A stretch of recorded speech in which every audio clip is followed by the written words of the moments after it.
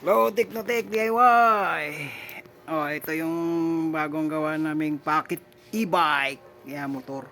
Tapos hindi pa tapos yan. Lagyan pa ng cover yan dito. Tapos dito sa likod. Okay na yan.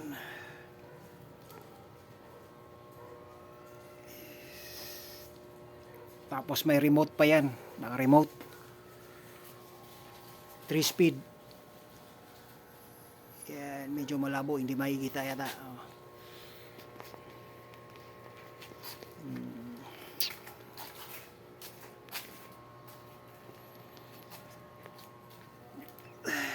Ayan. Yan, marami pang yan. Lagyan pa ng pintura yan. Tapos cover pa rito. Hindi pa tapos kasi yan.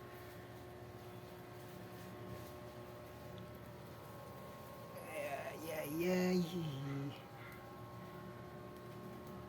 So pag gumagawa kami ulit dito,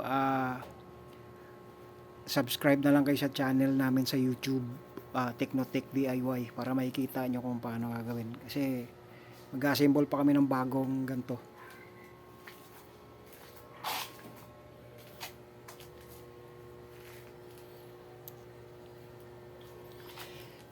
Ayan, yung battery niyan, 60 volts, medyo mababa lang yan.